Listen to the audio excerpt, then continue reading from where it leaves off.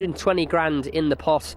72 of it goes to the connections of the first horse home, 24 to the second and 12 to the third. So some certainly prize money not to be sniffed at all. Hence you can understand why these races are so competitive. As we saw that in that VT there with Green Beret and Addicted Dream. Green Beret was only beaten 3 lengths. He's £2 better, or £5 I should say, better off here. So it wouldn't be a surprise to see him reverse that form. And just behind there is the Reaper. Laura, I mean, how confident was Mr. McGrath there? Is he hopeful, confident, or what is he? He's delighted to be here with a runner, as you would be, to be honest. It must be a dream for many owners. Hopeful, I'd say, more than confident. The draw, obviously, is a little bit of a concern, drawn in 11. I think anything can win this, although if I was a Winker Watson supporter, I'd be a touch worried right now, because the horse is still out in the pre-parade ring, as we just heard over the PA. Terry said there's broken gear. That's the problem with him. So it looks like we're going to have a delay. Kieran Fallon now walking towards the course.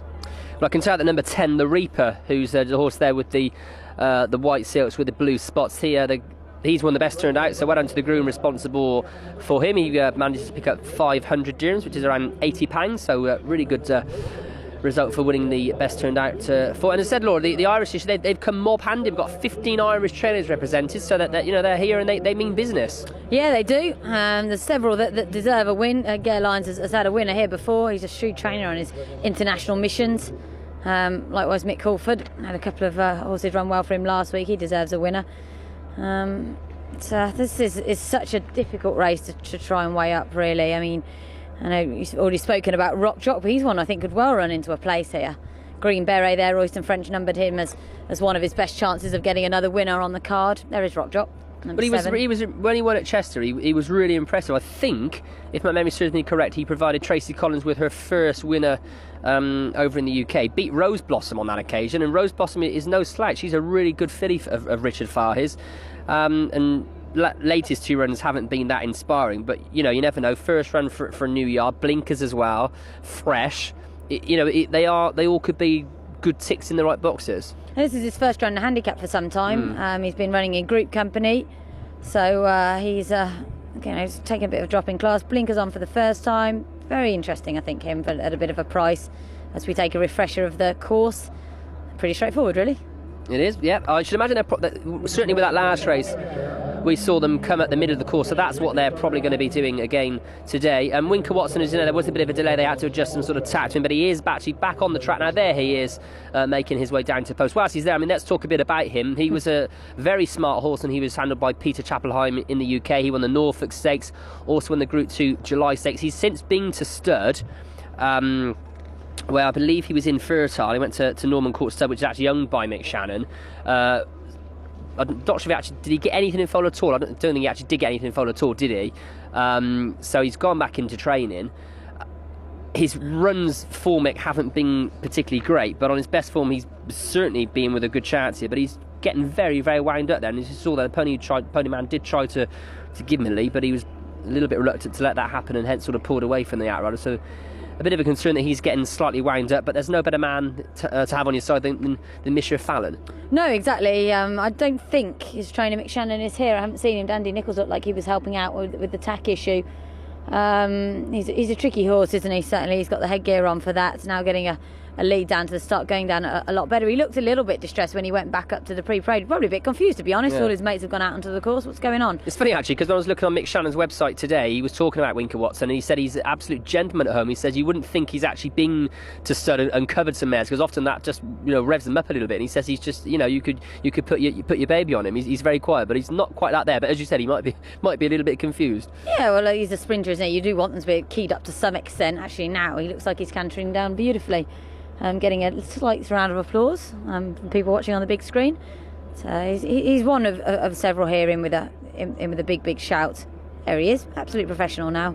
Nice for Mick Shannon to get another winner here. It's been a couple of years since the last time he was successful here. In fact, I don't think he's had a winner here since Harry Carnassus. But 10 in total. He's always been a supporter of the carnival. In fact, I think he's probably had a runner in every single carnival. Yeah, Compton's 11 was one of his sort of first horses. Also Obi Gold and Obi Brave he had a few years ago as well, didn't he? He's actually got only a small string this year. Only got the 2 runners. Winker Watson and Montaf is the other horse he runs later on our other turf race, the 2,410 metre contest. So he's got quite a small string as opposed to the last couple of years. But there's a look at the silks going along the bottom of the screen for you as a little refresher. You can see there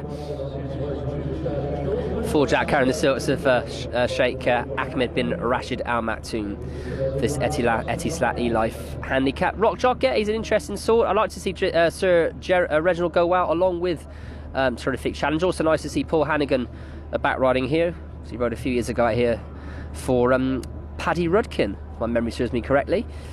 And of course has been champion jockey in the UK for the last 2 years. I'm not sure if he's going to go for it again next year though, Laurie. So it certainly drains you, takes a lot out of you going for those championships, doesn't it? Not so much the riding, I think, as the travelling. Yeah. The UK being a bigger country than the UAE, you've got to do a lot of travelling up and down. Takes it out of the jockeys. He's a top class man to have on your side though. Sort of very professional jockey, will go everywhere, do his research, no problems at all if he's on your horse. And I'm sure this one will go well for them. They've brought out a nice unexposed sort of horse, which is what you need to win here. But, my selection for this race, for what it's worth, was Bohemian Melody, based on the fact I like the trainer Marco Botti. He's got a good record here. And this is an interesting horse who comes here in good form, and other than that, I think you could pretty much stick a pin in it. Well, I'm going to hedge my bets like Jason and go for a Green Beret and Sir Reginald anyway around. But it's a great race. It's a very, very competitive handicap. As I said, extremely valuable prize of $72,000 to the first horse home, and we've got a real strong field of 11 chasing the pot. Let's go and hand you over to Terry Spargo for the third race of the afternoon here at Meydan. Green Beret is the pick 6 favourite. The international favourite is Bohemian Melody in front of Addictive Dream, Sir Reginald and Green Beret. And just 2 races run, but only 27 contestants left with a clean sheet. After the 2, Saab de Clou, believe it or not, was not amongst the top 4 picks with pick 6 players. In race number 1, Barbecue Eddie was third elect. Bohemian Melody walks up into the gate. Winker Watson about to come up. The Reaper waiting his turn.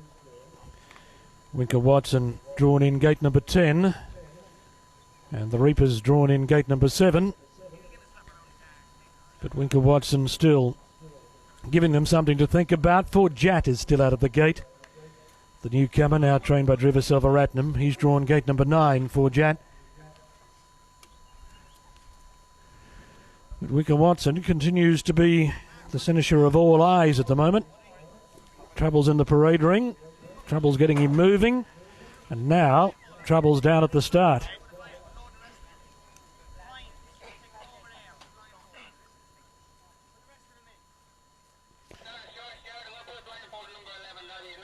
So 4 Jats about to come up.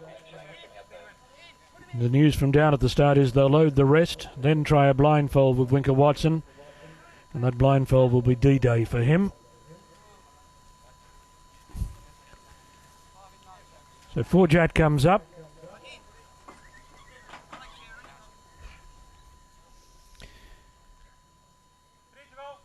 The Reaper moves in. Sir Reginald goes up. Now where's the Winker?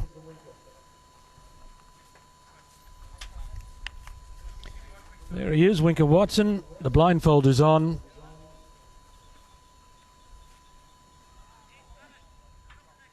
So are the brakes at the moment. Stalls handlers move in.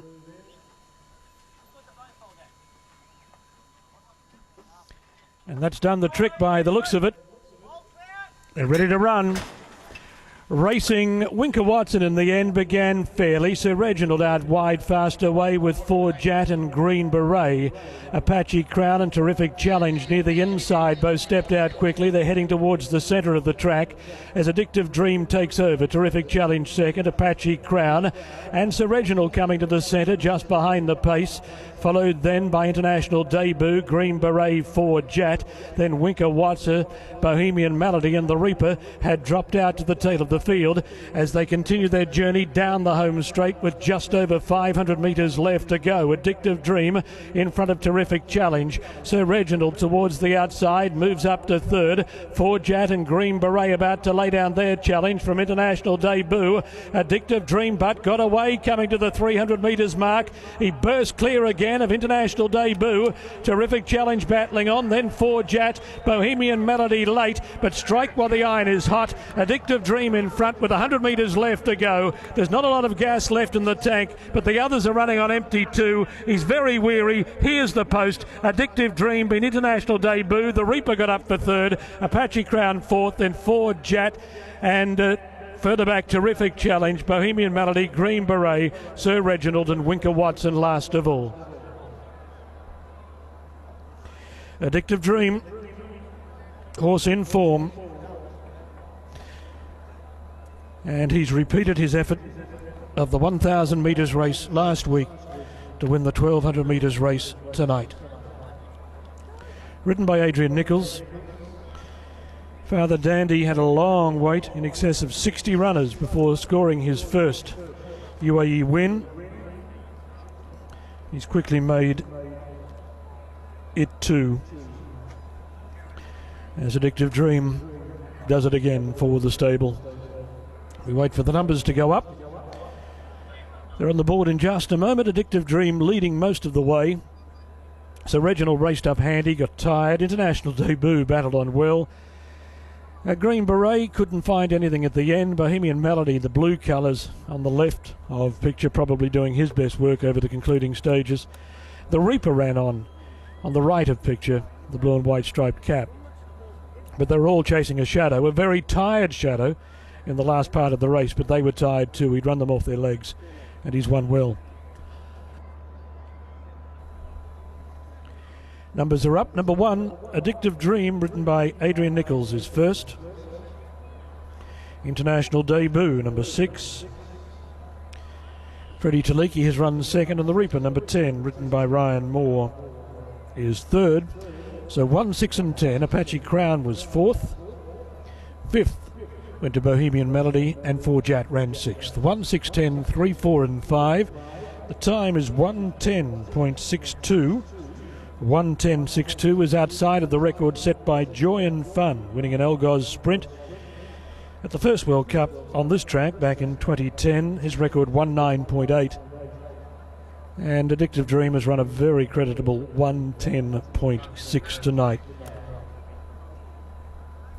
He's about to come back.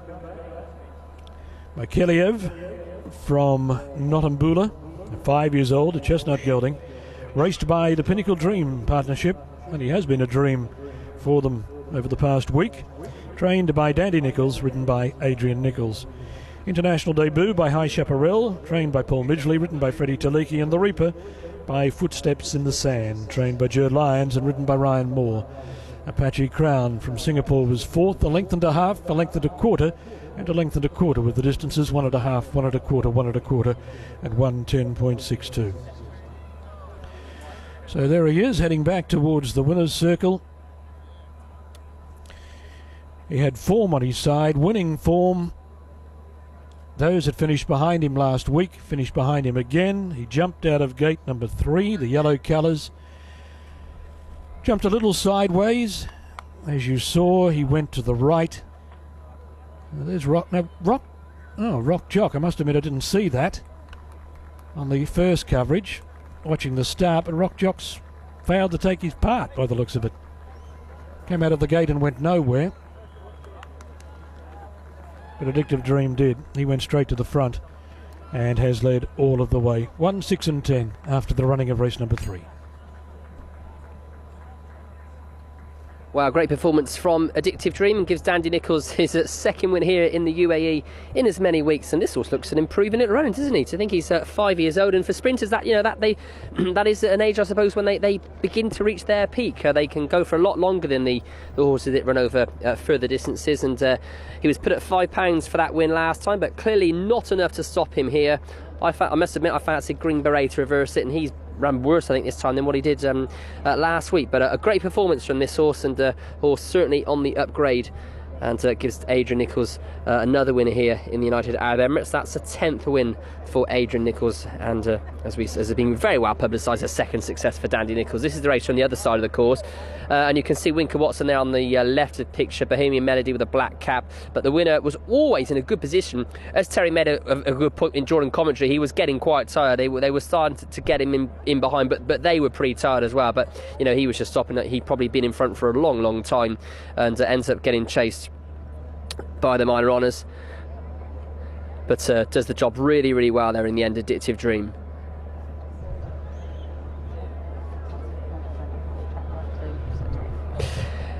And Laura, as I said, I was keen on Green Beret, but I don't mind admitting I'm wrong, because this was fair play to him. He's done it well. And look at Adrian Nichols taking a look on the big screen, and look at our camera as well. There we are. He knew he was talking to Dubai Racing, sticking his tongue out. A happy man. Very helpful when jockeys celebrate. That's him and Richard Hill's 2 in 2 races. This horse has run them ragged, really. He's got a little bit tired in the final sort of little bit, but you know, you can't blame him for that. He's had 2 hard races in 2 weeks, and he's run really well. That horse that you just saw there in the orange colours, Apache Crown, has run a remarkable race. Pushed along earlier, I thought he was going to finish stone last, and he's run up to finish 4th. He's one to watch, maybe over a little bit further. That was a very eye-catching performance by him, but this horse has done it very well. So I didn't think the £5 hike was overly harsh. I felt he won with perhaps a little bit in hand last week.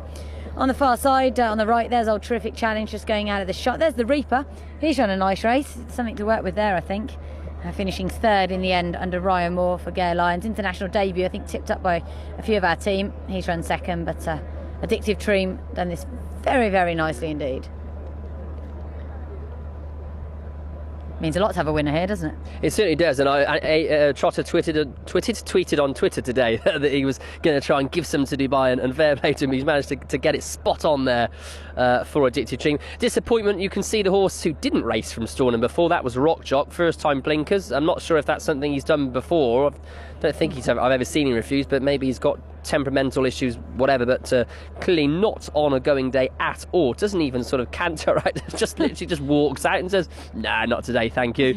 But meanwhile, Addictive Dream is up front. You can see the hard pulling Addictive Dream. He was like that when I saw him actually on the track on Tuesday. That's obviously one of his traits, but he's blown the cobwebs away here. I think Richard Fahey got it spot on. He just wanted to, get that freshness out of him, and hopefully next time you know where to go. Terrific Challengers showed up quite well. As you said, the horses actually ran really well. That horse in the orange cap, trained over in Singapore, Apache Crown. He's not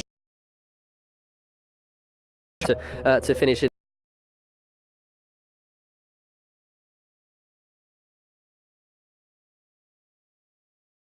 As Brett pointed out, he's run tired and perhaps almost blown up. And got leg weary towards the end. Terrific Challenge, the old boy. What a lovely horse he is, consistent. He's finished right out of the money, but still a good performance from a veteran. But this horse has really raced away from them, and game over. They were getting to him at the line, but that was only because he was tired. Smashing horse, good training performance, I think, to get him back that quickly. Get some thoughts from Jason now. Yeah, Jason, Sprint King Dandy Nichols strikes again. I think we can be referred to as Sprint King here in Dubai as well. And the banging form, Dandy Nichols, isn't it? Amazing. We've got 65, 66 runners to get off the mark, and then the same horse doubles them up the next week. Over further, obviously stays 1,200 metres nicely. I think Adrian Nichols sort of made a race-winning move, then he sort of kicked away from them. International debut, I thought for a minute might get there to catch him, but he's plugged on nicely. UK, British, England 1-2, Ireland 3rd. Yeah, a real strong international flavour here, and he actually had Green Beret and Forjat along with Terrific Challenge representing, and Rock Jock, if we can say he was a competitor. I mean, has he shown anything like that before? I don't remember seeing him display signs like that before, Rock Jock. No, it was very unfortunate, obviously, for everyone concerned. Hopefully, he'll get another chance. Winker Watson didn't look very keen to go to the start. He didn't look very keen to go in, and maybe Rock Jock was in the stalls quite a long time. Trophy presentation now being made to Dandy Nichols. There he is, receiving the trophy from one of the representatives of Etisalat here, who sponsored the whole of the card here at Meydan for this 3rd Dubai World Cup Carnival meeting. Of course, Got to 16 fixtures this year. Let's take a look at the race from the outset. This is the head-on version. Sir Reginald broke quite well. Winker Watson just came left-handed slightly and bumped into Forjat. Doesn't do any harm at all to Green Berry though. Reaper's just in behind him, and you can see that that's Sir Reginald, Jason, just running a little bit keen and just gets the horses in behind just off their toes a little bit. Yeah, it's Richard Farr. He told you, didn't he, that he was a bit worried maybe that he was going to be very, very fresh on the far. Terrific challenge, runs really well for a long way. If there's another 1,000-metre turf race for him, he might be interested. He's in the far side in the sheepskin noseband. Looking behind him, Ted Durkin's already pushing away on a patchy crown with that bright orange cap. He runs on well. An international debut, Freddie Slickley, is tracking through the winner. Green Beret nearest us. Forjat in the yellow, never really gets into it. Nor does Winker Watson, furthest at all to the left. And his first crop of 2-year-olds will be on the track, I think, this year. Winker Watson. Well, that's what I just said to Laura. Did he actually get anything in foal? He did, yeah. He's got a very small crop, but Addictive Dean, you know, that was the race for winning move. I think he's kicked him clear. Jumps away, international debut. Now it runs on strongly, as does the Reaper. Terrific challenge is tiring. Forjat's tiring. Bohemian Melody is running on in the blue colours to sort of run a respectable race. And look at that, Ted Durkin, they're absolutely flying home on a patchy crown. He was virtually last not long ago. Okay, Laura's talking to the winning trainer, Dandy Nichols. I am indeed. Really well done, Dandy. He's absolutely bolted up this week. More impressive than last time. Yeah, we were a little bit scared whether he'd get the 6 furlongs, but he seemed to have got it really well there. Didn't want to be where we were, but he's just so enthusiastic and so keen. There's no point in trying to take him back and do clever things. We might as well just uncomplicate it. And he was getting a tad little bit tired there towards the end, but 6 furlongs is 6 furlongs, and he sorted out well, so yeah, chuffed with him. Yeah, he's obviously takes his racing well in that you've managed to bring him back so quickly. All our horses have to take the racing well, love. You've got San Maritzu, who's another one who backs up quickly, runs later on. He ran a really good race last week, I thought. Yeah, he was a bit unlucky with the start, and he got a bit unlucky in running, and when you're going around a tight track like this, you've got to get some luck, and he didn't have any luck. Probably wouldn't be as primed up as this horse, which just won. But yeah, I'd like him to start a bit